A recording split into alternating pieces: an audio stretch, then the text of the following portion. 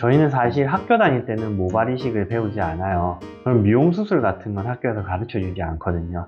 쌍꺼풀 수술, 코 수술 뭐 이런 것도 다 똑같아요. 성형외과 원장님들도 따로 다 배우는 거지 학교 다닐 때 배우진 않아요. 선생님들마다 배운 분들도 있을 수 있는데 나와서 배우는 건데, 저도 마찬가지예요. 모발 이식이라는 건 있는지도 몰랐어요. 학교 다닐 때 생각도 해본 적도 없죠. 공중보건의로 제가 군생활을 했는데, 군생활 마칠 때쯤 이제 뭐 해야 되나 고민할 때 저희 선배님이 모발 이식을 하는 분이 계셨어요. 지금은 이제 서울의 노블라인 의원의 백현욱 원장님이라고 계신데, 매우 유명하신 분이세요. 매우 제가 롤 모델로 생각할 정도로 대단하신 분이 있는데, 그분이 이제 모발 이식을 하고 있는 걸 알게 돼서 해볼까? 라는 생각이 들었던 거죠. 원래 저는 사실 미용 쪽을 하고 싶었거든요. 여러 가지 이유는 좀 있긴 했었는데, 저는 관심이 없는 쪽에는, 관심을 두지 않는 쪽에는 제가 정말 잘 모르는 좀 그런 게 있어서, 저는 사실 대학교 올 때 의대가 6년인지도 모르고 올 만큼 저는 이런 걸 잘 몰랐어요. 저는 그냥 단순히 의사가 되면, 어릴 때 마음으로는 의사가 되면 그냥 돈 많이 벌고 잘 살겠지 뭐 이런 마음으로 의대를 온 것도 어느 정도는 있었기 때문에 잘 모르고 왔는데, 원래 저는 사람을 살리는 의사가 매우 되고 싶고 지금도 마찬가지긴 해요.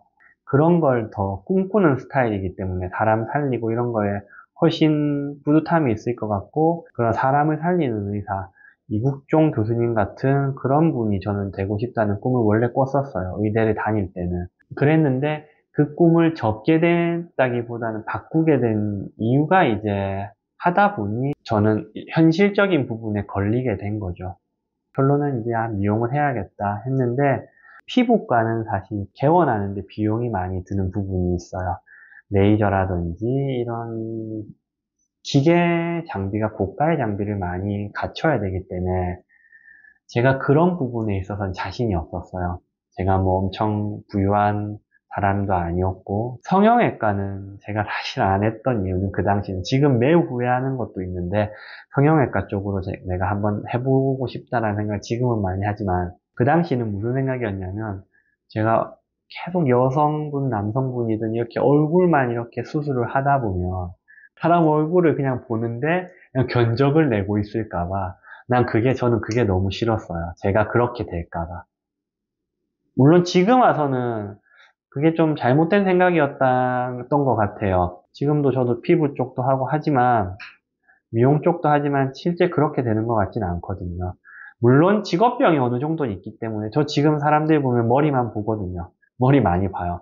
근데 견적을 내진 않지만 그냥 뭐 탈모가 있구나 없구나 이런 정도 느낌은 보는 거니까요.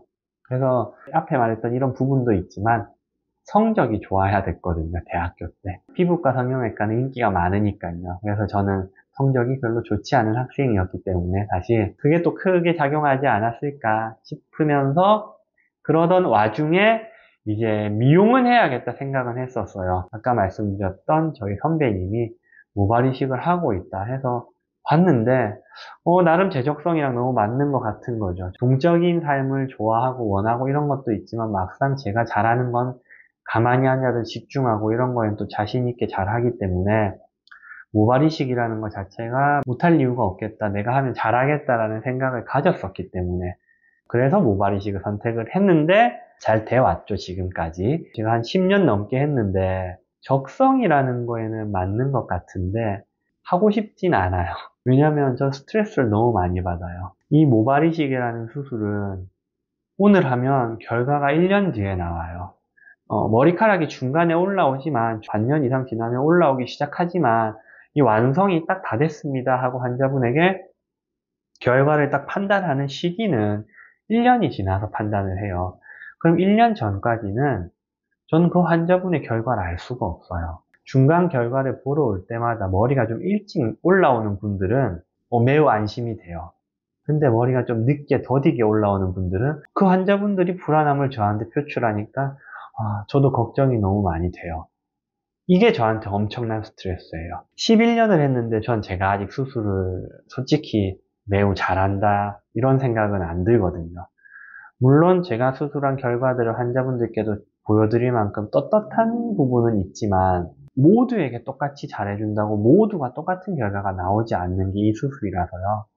저는 그 1%, 5%, 10% 정도 안 나오는 환자분들에 대한 그 스트레스가 매우 심해서 10년을 했는데 너무 힘들어요. 안 나올 수 있는 분이 있어요. 저희가 아무리 열심히 해도. 그러니 좀 마음을 내려놔라. 이런 말을 11년째 듣고 있지만 제가 그게 안 돼요. 그냥 어찌됐든 저한테 큰 돈을 쓰고 시간과 돈을 쓰신 분인데 어떻게든 채워서 완성은 시켜서 내보내드려요. 저는 자부할 수 있는 게 저는 11년 이렇게 하면서 환불이나 이런 건수가 거의 없어요. 저는 그런 문제가 없어서 나름 그런 부분에서는 매우 떳떳한데 제 마음의 스트레스가 사실 좀 많아서 저는 좀 힘들어하고 있어요. 모발 이식을 왜 하게 됐냐는 얘기로 시작됐는데 결론은 이상하게 모발 이식이 너무 힘들다로 가긴 갔지만 사람의 인생을 바꿔주는 그런 게 있기 때문에 진행이 많이 된 분들을 좀 많이 큰 변화를 주면 매우 뿌듯한 건 있는데 모두에게 똑같은 결과가 나오지 않는 건 정말 10년이 지난 지금에서도 여전히 해결되지 않는 문제인 것 같습니다. 뭐 그렇네요.